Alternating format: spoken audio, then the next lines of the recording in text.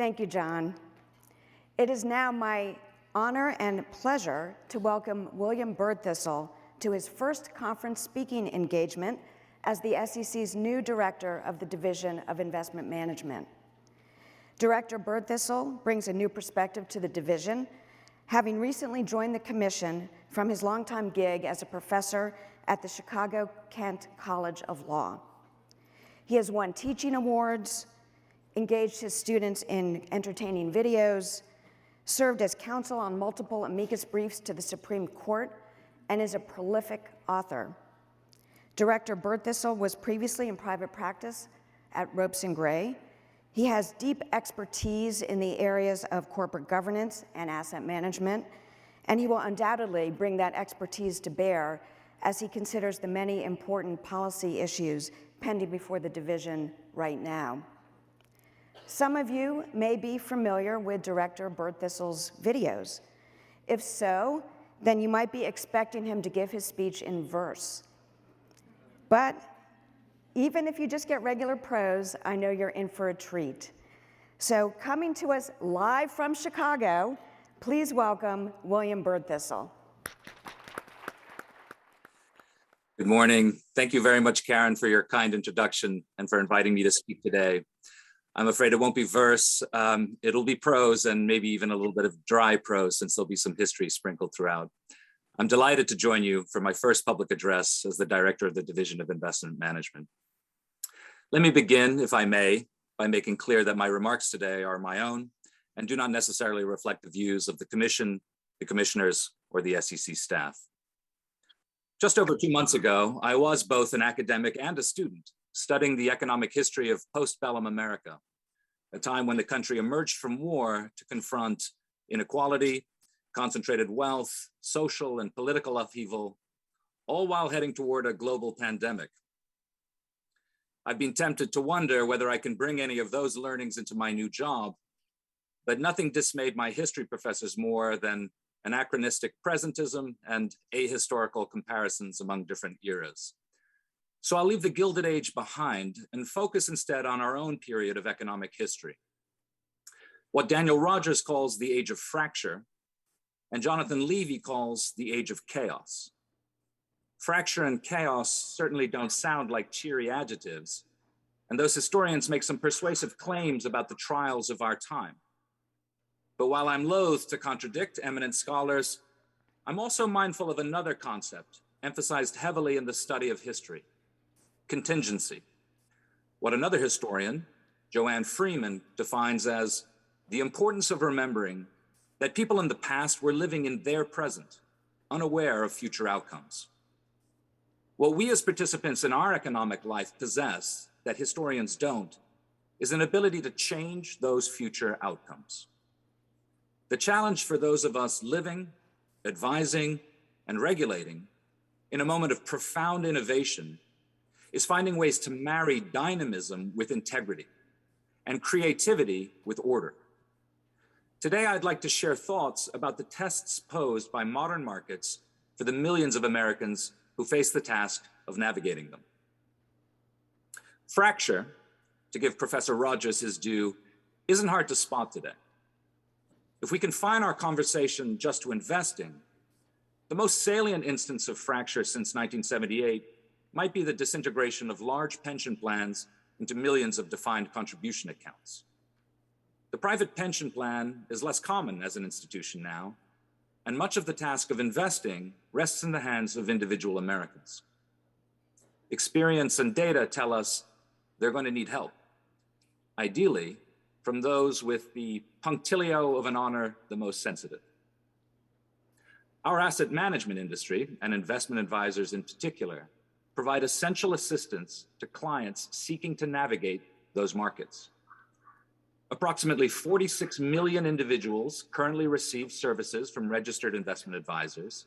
Nearly 15,000 advisors report more than $110 trillion of regulatory assets under management. The assets in separately managed accounts and private funds have swollen to around $43 trillion and $18 trillion respectively, and include individuals, institutions, governmental and private pension funds, and nonprofit organizations. As a nation, we have a duty to ensure these investors and their life savings are protected, and that Americans receive the information they need to make sound investment decisions. Another instance of financial fracture has occurred in the ecosystems of entities that provide services to advisors and their clients. Whereas advisors themselves once performed many of the functions necessary to run investments, today we see those tasks splintered into distinct index providers, valuation services, model providers, risk managers, data analysts, and many more. So what, you might ask? Isn't specialization a good thing? Well, academics certainly don't have much standing to complain about over-specialization. But I believe that if these service providers are not registered with the SEC, then their performance of critical responsibilities for advisors may constitute an unwelcome disintegration of important protections that could result in harm to investors. Chaos, the second characterization of our time, theorized by Professor Levy, might be the bolder historical claim. Some would dispute his premise, arguing to the contrary, that the markets bring order to chaos, that prices distill and aggregate the knowledge of competing financial participants into orderly signals. Often that's true, but we have also endured moments of turmoil. In the asset management industry, we've seen technology routinely disrupt the status quo. Since the introduction of the designated order turnaround system to automatically route small orders at the New York Stock Exchange in 1976, and the claims that automated trading related to portfolio insurance contributed to the 1987 market crash, advisors have witnessed the growth of computerized modeling programs for portfolio management and the subsequent rise of algorithms, high-frequency trading, alternative data sources, and artificial intelligence. The latest frontier involves a new type of digital asset whose value has been transferred to a blockchain. 10 years ago, I doubt many of us were familiar with the term crypto asset, yet now their advertisements seem ubiquitous, popping up on social media and anchoring our favorite sports games. I haven't seen such a frisson of tech-inspired marketing since the 21 .com commercials of Super Bowl 34 in January 2000. Of course, our past was hardly free from exuberant honeymoons for technology and finance. If you'll allow me to return to the post-bellum America again, the exciting new disruptive technology of the day was the railroad. And that story is, of course, a wonderful exemplar of union and order. Who can forget the moment in 1869 when Leland Stanford drove home the Golden Spike in Promontory Summit, Utah, to join the transcontinental railroads spanning America from coast to coast? Well, economic historians can, and they have strenuously challenged that benign memory. Richard White studied the archives of Leland Stanford himself to reveal a story of bloated railroads that rapidly overbuilt on the strength of hot money, rewarded politicians with douceurs of property along new routes to encourage the concession of thousands of miles of land grants, wrought environmental havoc on Western lands and indigenous tribes, all while steaming towards widespread bankruptcy and government bailouts. In sum, more destruction than creativity in many ways. So perhaps even compelling, useful innovation can be oversold at first. What then can we do to address these challenges and to shape the history of our moment? These dynamics are large and affect all manner of American institutions. But let's focus on those of us who are in the room, sort of. You, the members of a trade association that had its beginnings before the Advisors Act was created, and we, the regulators. Our story actually begins together, as another economic historian can tell us. Naomi Lamoureux notes a key moment in American financial history that contributed to the concurrent rise of the modern regulatory state and interest groups. When the overbuilding of public works in the 1840s contributed to a collapse in state finances, legislatures adopted substantial measures for reform. Chief among those was the displacement of bills passed for the benefit of specific individuals by bills enacting laws of general applicability. General laws are often manifestly more egalitarian than individualized legislative handouts, and they allow for participants within industries, such as yourselves, to come together to pursue collective goals, and for public servants, such as myself, to administer coherent bodies of law. What laws of general applicability might ensure that a coherent and orderly market endures for American investors in the face of changes and innovation? Certainly, any law that grants those investors a faithful ally in the difficult process of investing their money over a lifetime would be a great start. Happily, we have such a law for advisory firms, the Investment Advisors Act. Under federal law, an investment advisor is a fiduciary, owing its clients a duty of care and a duty of loyalty. The topic of serving as a fiduciary is covered at length on your agenda for this conference.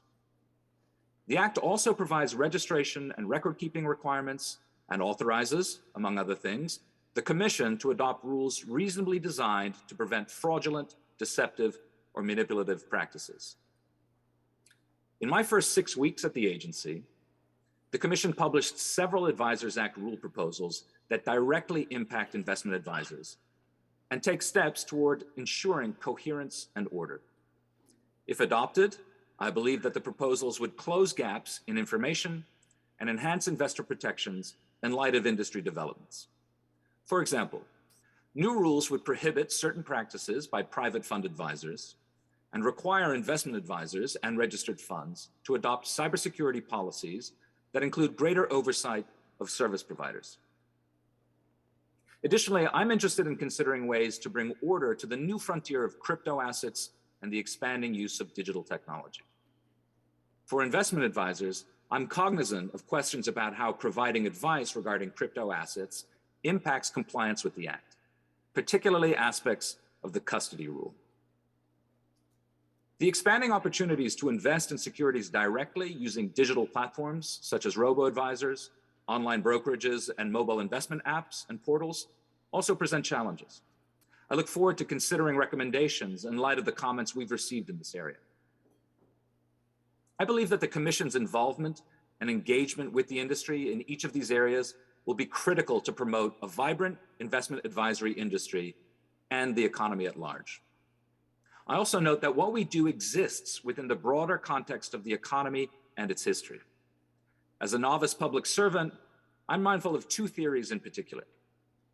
First, the argument by Thomas Piketty that societies that tolerate profound income and economic inequality also court social unrest. But narrowing economic inequity can promote social stability. A robust regulatory regime that supports an informed investing populace is a strong way to create opportunities for economic equity.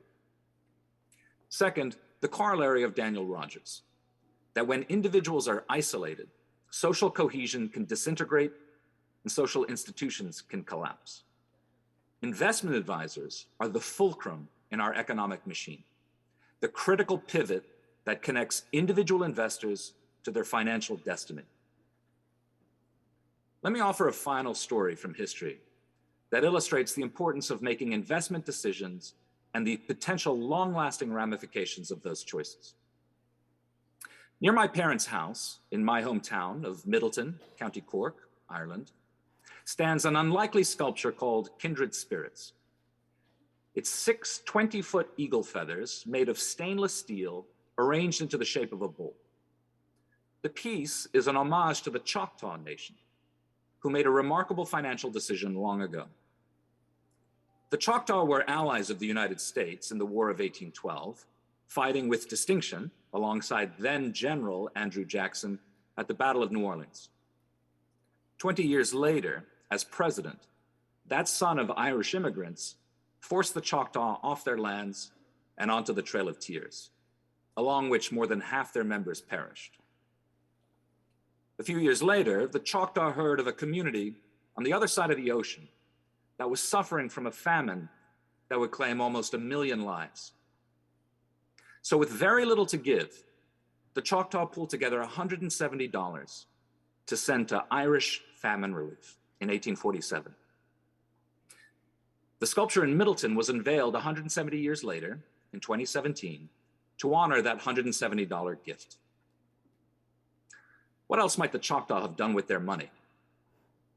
If they had put those savings into an account and targeted 5.9% interest for 170 years, it could be worth millions today.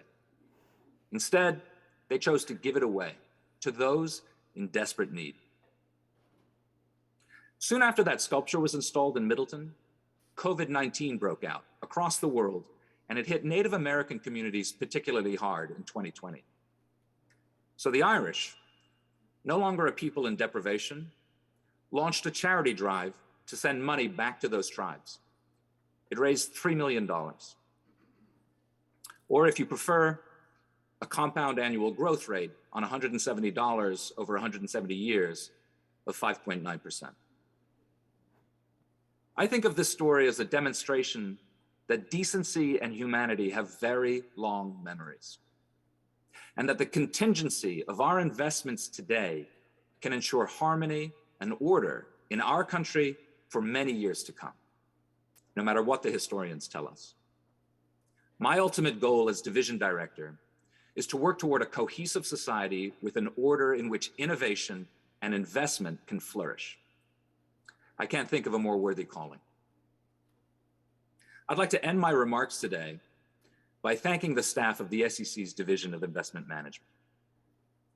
Every day, I'm impressed anew by their professionalism, expertise, and commitment to the agency's mission, particularly in these extraordinarily challenging times.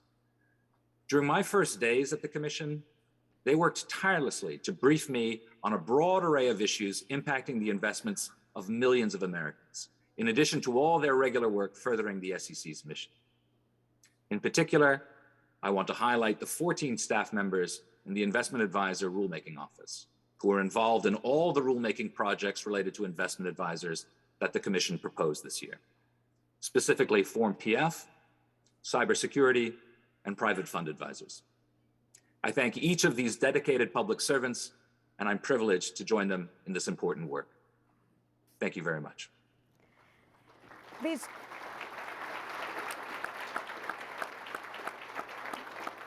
Thank you, Director Birdthistle. We really appreciate your remarks, and we look forward to working with you as we go forward on all of these proposals.